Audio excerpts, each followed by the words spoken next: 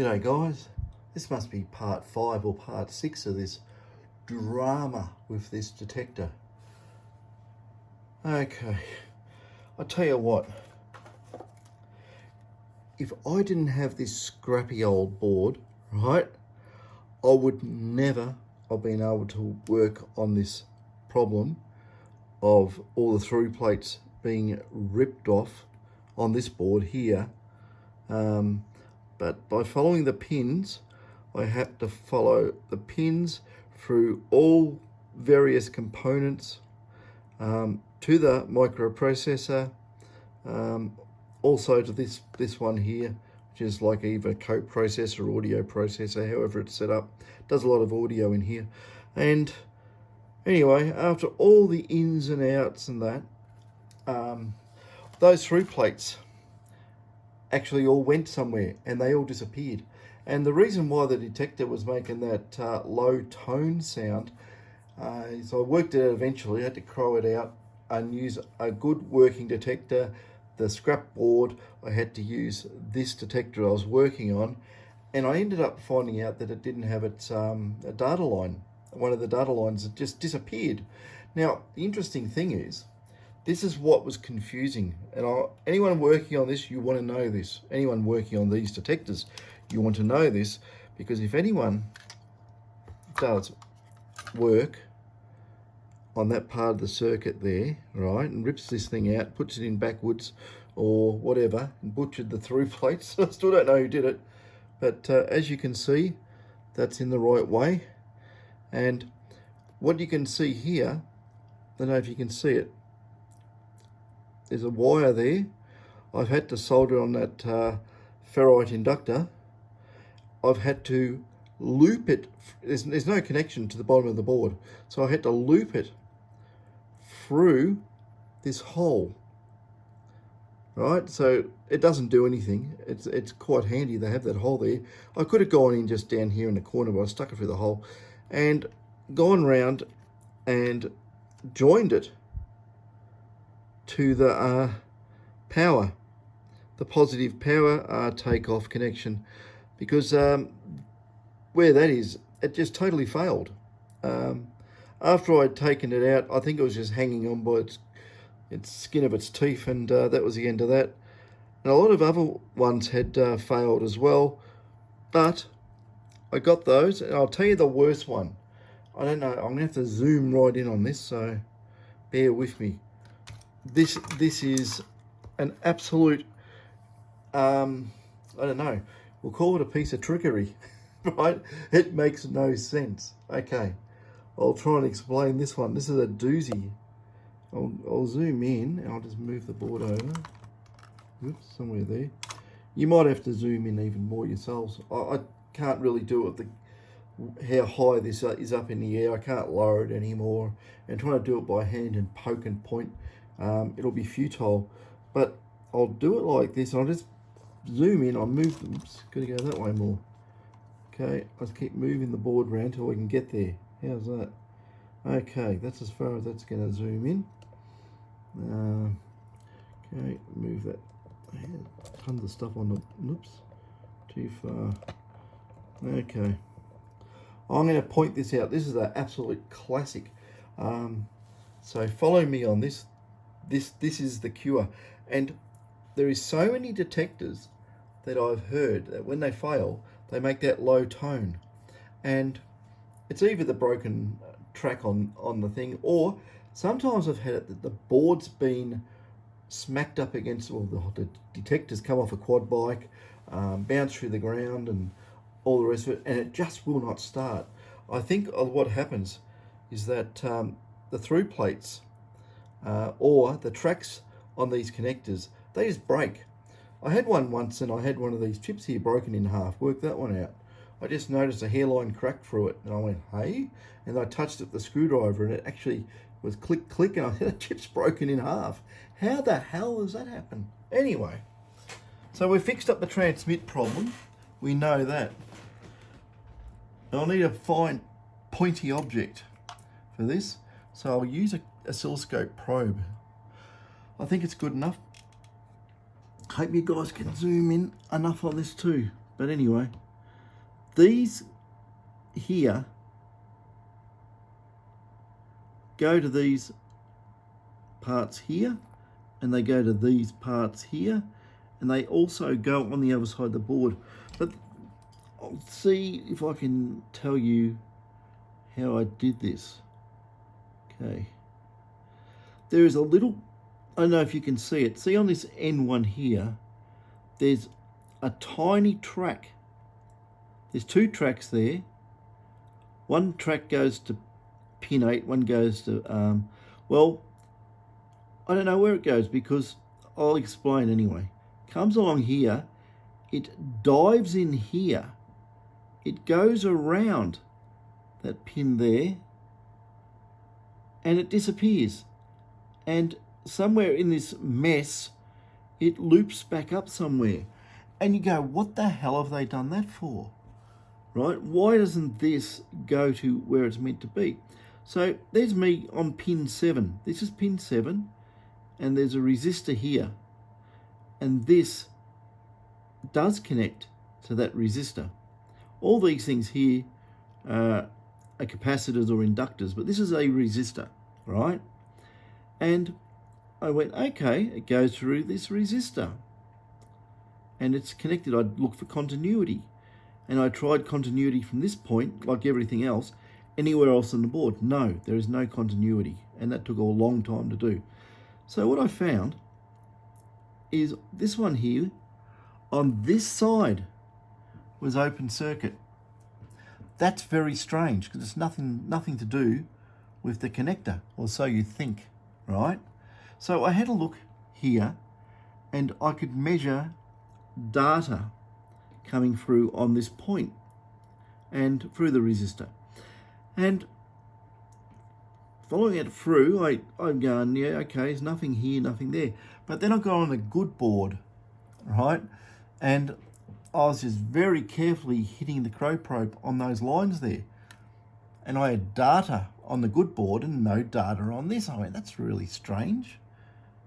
Goes to that. Why would that be broken there from there? Why? It makes no sense. It does make sense. Because what they've done, right, instead of going, say, along here with a track and down there, they've gone from the pin to the resistor, out of the resistor, back down under the white paint somewhere here, back down between the pins, back around somewhere, loops up, and then goes here. So what's happened? When the connector was replaced first time round and they broke the through plates off, they somehow managed to break that track. I don't know where it's broken because it's broken between the pins somewhere there. I mean, I could clean it all up and scrape it. It's a chance I'm gonna do some more damage and break another track or something. They're very, very thin, very thin.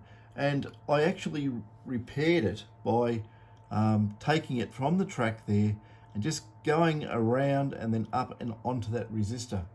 So, what a nightmare. This is a double faulter, to say the least. That's my earth pin. I always stick an earth pin on that point there when I'm working on this side of the board.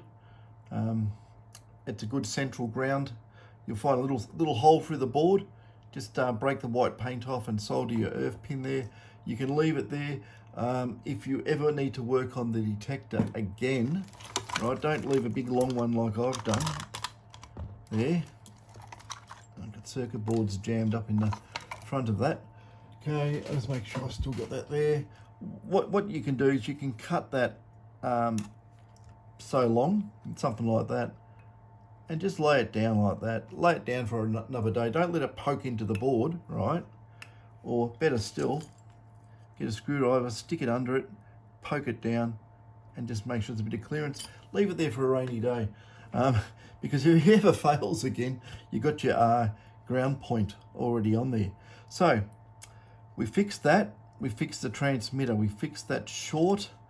That power output MOSFET, I wasn't detecting the body diode in.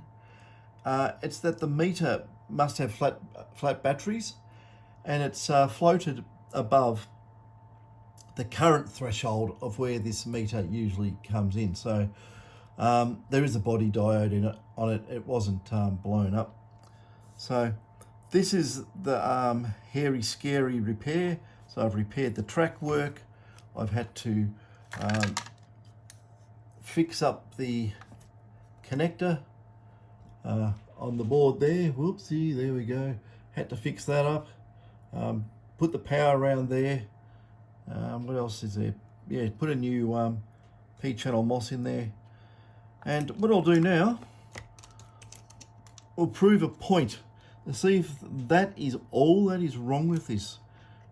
See if we've got the data line connected up. These things do a handshake, and if you haven't got the data handshake, it won't turn on. It usually make that horrible low tone. Anyway, we'll put the coil on this time. I'll do it up. Okay, we are connected. Pray to God there's no low tone.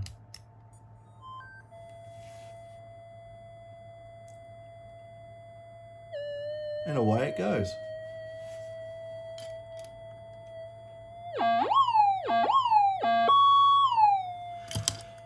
Thank God for that. So this detector, I don't know the story actually. Did they give it back to the guy just making that boo sound and the shorted MOSFET and said, here you go? I don't know. It's got me perplexed. I want to find out more about this story, but like I said, you know, I'll get the wrath of God for if I out anybody who did it. That's what'll happen.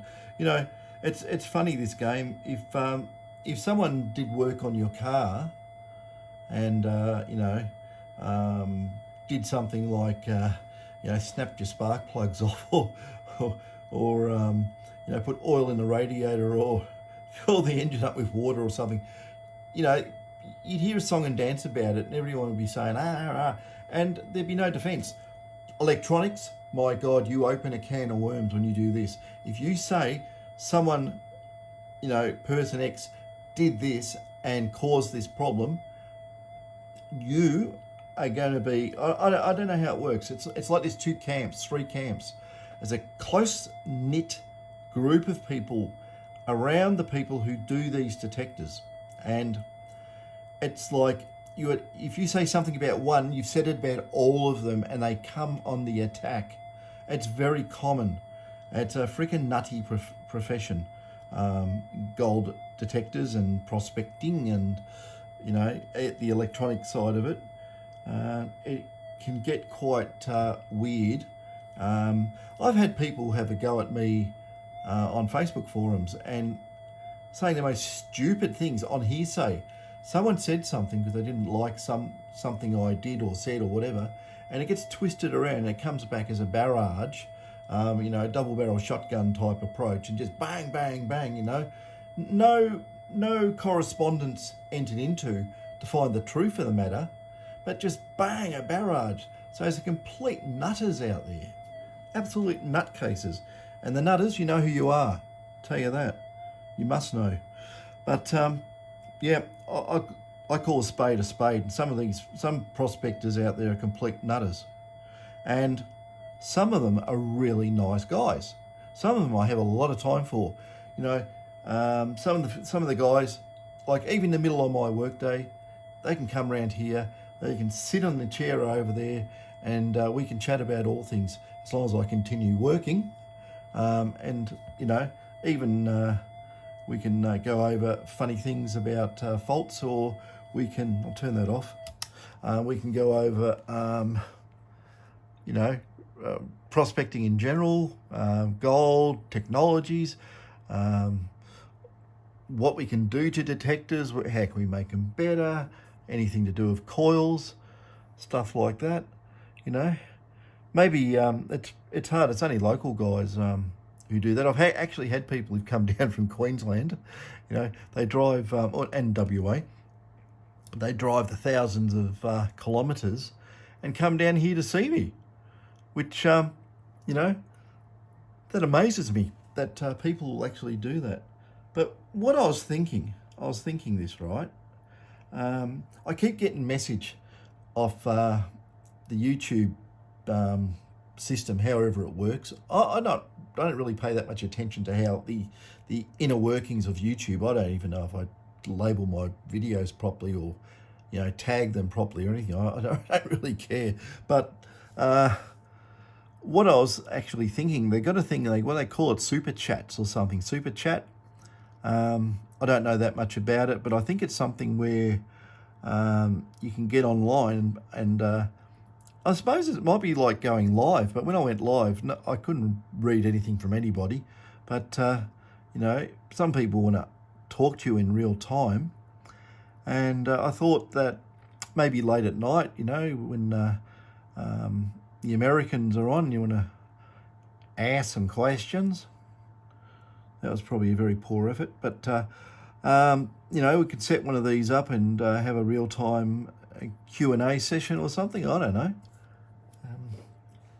because it's 11:30 here in the evening, and I think the east coast of the US will be all waking up around now, so I could do something like that. I don't know. Let me know in your thoughts.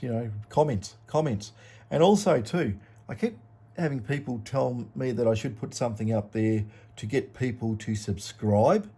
I don't know how to do that. So if you want to subscribe. If you don't want to, well, you're missing out on stuff, I suppose, unless you peruse this channel every so often trying to find out some information. But look, that was as best I could. I didn't want to. God, what time do I start this? This is taken. Right, I'm not joking. This is taken something like, I don't know, what is it? About 4 hours work to get this thing up and going, and all because of a snapped track running in and out of those through holes on the back of that plug there.